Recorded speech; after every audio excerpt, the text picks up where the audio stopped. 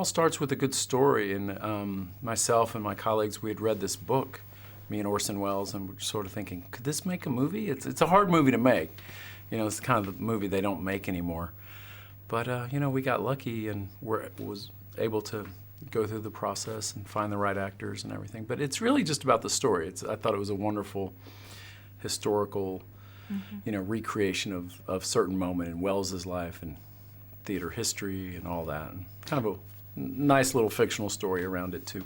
It was great. A very relaxed environment, but very, very specific. You know, like, we had this whole 1937 look that we had to achieve. From the sets to, you know, our props to, you know, the music and the feel and everything. And Rick was very meticulous in that approach. Well, I think for Zac's career, it's just one more step in what's going to be a long chain of films, you know.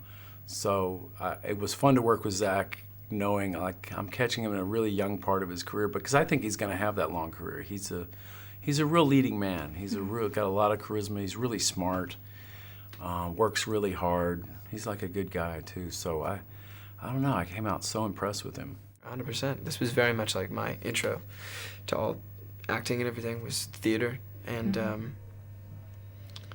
I got to be honest, most of the stuff that happens to my character in this movie I've been through. And maybe not quite as cool as he did it, but you know, the nuts and bolts are all there.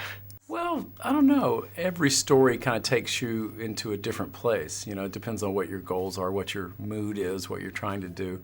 I think a couple years ago I had two films came out. It was Scanner Darkly and Fast Food Nation. They're both pretty dark. You know, it was like the bummer year for to have those two films. So maybe, I don't know. It was fun to do a film that has a light, kind of a lighter quality to it that has, you know, it's very likable and, I don't know, more charming, I guess. I was definitely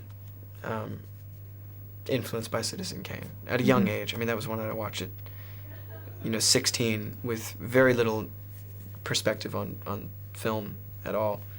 And even I was taken aback by it. I appreciated what was done. I didn't really know what was going on in the movie, but it was incredible to look at. Yeah, I think every filmmaker is a fan. To what degree he influences or how much you actually like the movies. I mean, he's kind of the Zeus of, you know, of filmmakers. You know, he's way up there. So, yeah, you know, I've seen all of his movies and numerous times. You know, obviously, some of them I've seen more than I would even almost be embarrassed to admit.